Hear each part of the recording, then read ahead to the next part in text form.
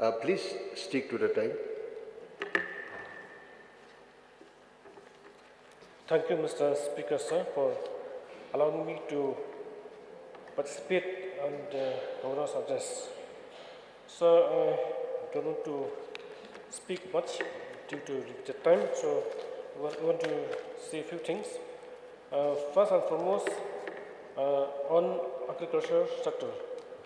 So, as we know that agriculture sector stands as the backbone of our economy, sustaining the livelihoods of significant portion of our population. Yet, it is faced by challenges ranging from inadequate access to quality seeds to the devastating impact of calamities of our farmers' crop. So, it is imperative that the government step in with proactive measures such as providing subsidized rate seeds for the benefits of our farmers. And the government has not done enough to bring more agricultural lands into irrigation, so that if the government can bring more land under irrigation, so the farmers can take up crop rotation. If we can have more crop rotation, then farmers can have a lot of livelihood activities and also economic activities in the villages. Thereby can reduce the exodus of people from rural area to the urban areas. And also it is time that the government should offer relief to the farmers in times of crisis by bringing minimum support price to bolster agricultural productivity and safeguard the interests of our farming community. Coming to another sector, sir, this power sector requires urgent attention to curbing power leakage and theft. In so many cases, we experience this curbing of power leakage and theft cases. So the government needs to look into it. Then, as per our experience, that while installing new poles and also shifting of electric poles from one place to another, we find that the amount is too much. Estimated cost is too much, and customers cannot pay. So this is not good for our common people. And there are many instances where the collection of electricity bills is not done regularly. Sometimes it is even seen that the bill is being collected once in 2 or 3 months. That also the electricity bill is very high, and some customers cannot pay. When they cannot pay, then power is disconnected. So I also want the government to look into the matter seriously. So therefore, proper regulation of bill collection from the industries around the state could coupled with stringent enforcement measures will not only block revenue leaks but also ensure equitable access to electricity for our citizens. Coming to another sector, soil and water conservation, as pointed out by another member. This department must be prioritized to safeguard our natural resources for our future generations. See, this department is taking care of 3 vital natural resources, such as water, soil, and vegetation. These 3 natural resources are the most important for the survival of man and animals. These natural resources are interdependent upon each other. Therefore, we need to promote sustainable land management practices and enhancing water harvesting structures. And also, we should go for conservation efforts which are essential for mitigating the adverse effects of climate change on conserving our environment. The government should also encourage farmers to pursue as spoken by one of our honorable member, that natural farming and also organic farming.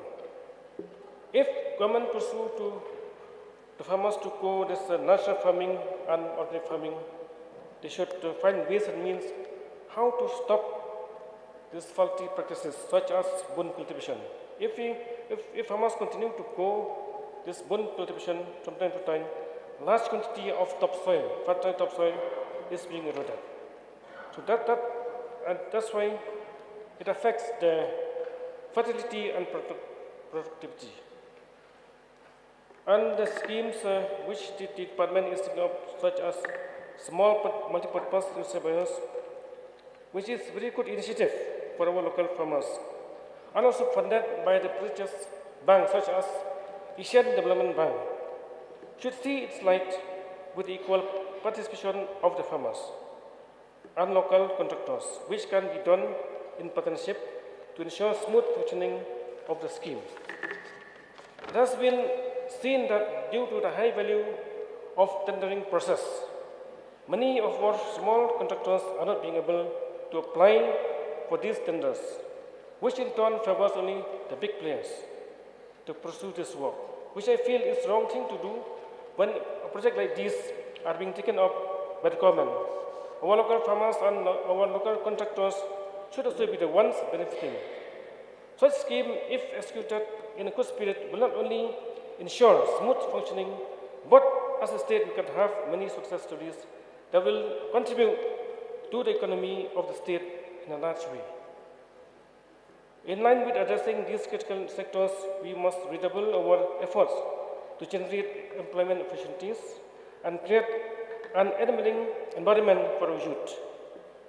The government needs to be serious and provide data on how many registered unemployed youths are there in our state from time to time, and giving the employment opportunity by fostering entrepreneurship, investing in skill development programs, and promoting industries that align with our state's strengths. We can unlock the full potential of our workforce and drive economic growth. Lastly, I wish to underscore the need for comprehensive reform in our mining policy. While mining presents a opportunity for revenue generation, it must be approached with caution and responsibility to prevent environmental degradation and protect the rights of our local communities. As the saying says that environment and development should go hand in hand. A transparent and accountable mining policy that balances economic interests with environmental sustainability is essential for the long-term well-being of our state, upholding the federal structure of our nation. In conclusion, to achieve the dream of our Honorable Chief Minister to achieving of $10 billion economy requires a bold and decisive steps across multiple fronts by adopting proper policies, prioritizing essential sectors, and curbing unnecessary expenditures. Bringing strict laws to prevent corruption can pave the way for inclusive growth and prosperity in Mikira. Thank you, sir. Thank you. Now may I call upon Sri Jim M. Sangma.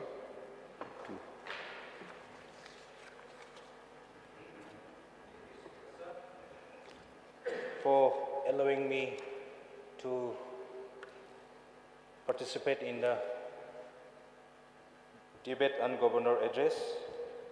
I would also like to speak in Garo, but since I didn't take prior permission from speaker.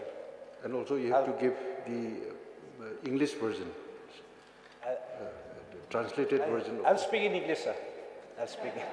So let me speak in English, but I would also like to speak in Garo, or my own language, but I'll speak in English, sir, like Adelbert Nongram.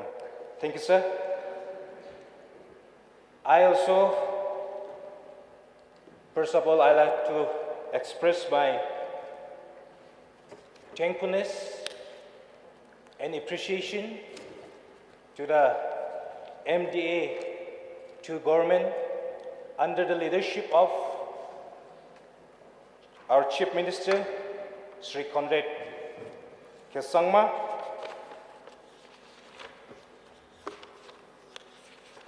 As we are the state government looking to set a 10 billion US dollars economy by 2028, doubling the state GDP. We are also witnessing, the state witnessing many development here in the state. The development like mission mode project like turmeric and ginger, piggery mission, honey, aroma, and many more, which is benefiting around 1 lakh households through collective marketing center, integrated village cooperative society, and farmer market processing center. Under piggery mission, sir, the state aims to increase the pork production in the state. The mission provides farmers with breeding stock, feed and technical assistance. Sir, if we looking back to the development of the state, last 6 years, the MDA government starting with historic moment. We can witness many historic moments during MDA 1 and MDA 2 government. Right from the oath-taking ceremony of MDA 2 government, we had a privilege to have a Prime Minister of India and Home Minister of India to attend the ceremony of the oath-taking ceremony of Chief Minister and other cabinet minister. Sir,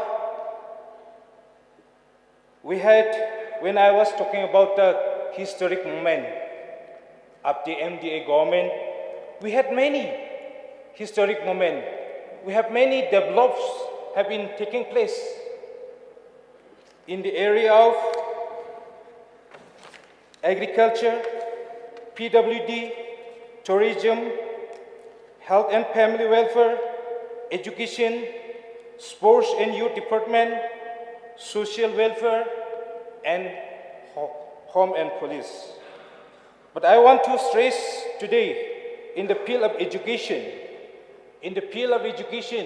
during last 5 years, 6 years, we have created, the government had created many colleges, medical colleges also included here, constructions of schools, infrastructures, and recently the government also give appointment to 996 MTET pass teachers also. Sir, we also have, the state government also have the development under sports, like sports infrastructures has been given to all different places, like indoor and outdoor stadium, like upgradation of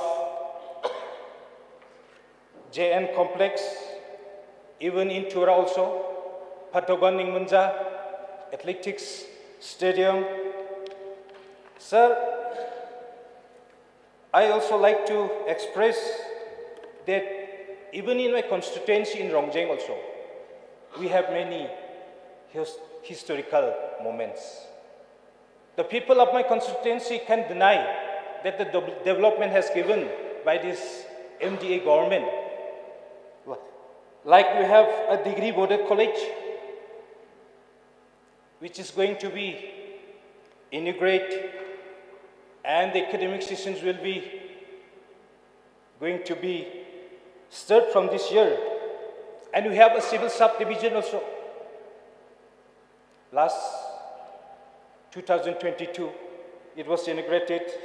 We have a stadium, many developments, I cannot count. It's uncountable development has been taken place in my constituency. Not only in my constituency, sir, but in other parts of the state. The people cannot deny. People witnessing with their own eyes that the development has taken place in the whole state. What cannot be done for many years? Yes, of course, this government, the MDA government too, had done in last 6 years. So I like to once again express my thankfulness to the government, MDA government, and there is some more suggestions, sir. Through you, I like to request the government to my constituency, more development like upgradation of Mangsang Primary Health Center to CHC, and also sir, we are also looking to creation of new block to Mangsang under my constituency. So sir, I like to express many things, but due to time constraints, Yes.